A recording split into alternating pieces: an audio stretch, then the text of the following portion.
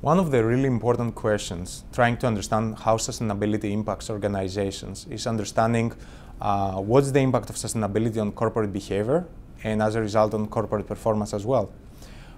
We embarked in a journey trying to understand those two questions, and we did a research study where we identified organizations, 90 organizations in the US that adopted environmental and social policies in the early 90s. And we asked the question of how does the adoption of these policies impact their behavior and their performance in the future, going forward.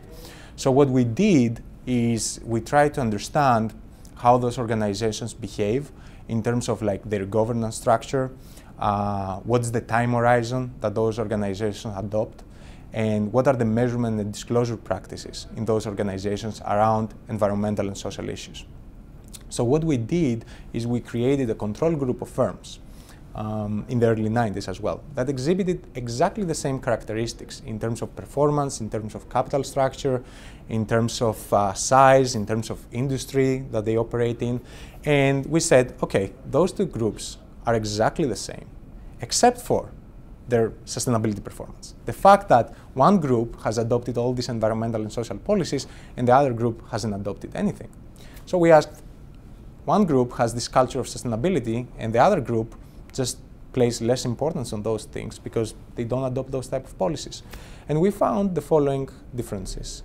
We found that sustainable organizations are much more likely to adopt a governance structure where actually the board reviews the sustainability performance of the organization, and also they provide incentives, financial incentives to executives based on environmental and social performance. Then we also found that in communications between the management and investors, the management uses a more long-term oriented language in communicating the vision and the mission of the company. And also we found that this is matched by a more long-term oriented investor base of the company. So the investors that hold the stock of these companies are more long-term oriented themselves.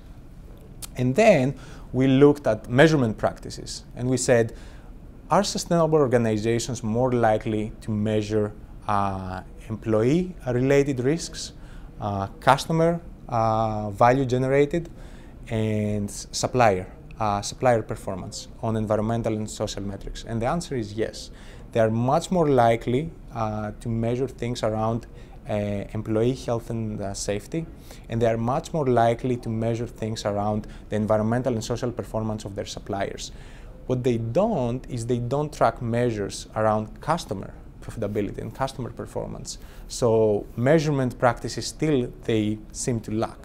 The other thing that we didn't find is more reliable assurance practices and audit practices around these metrics. So that is another topic that seems to be lacking.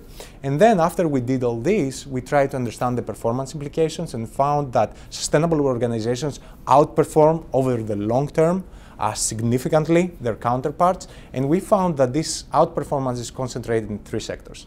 In firms that compete on business to consumer business models, on firms that compete in industries that require large natural resources, extraction of natural resources, and in industries where firms compete on the basis of human capital and brands.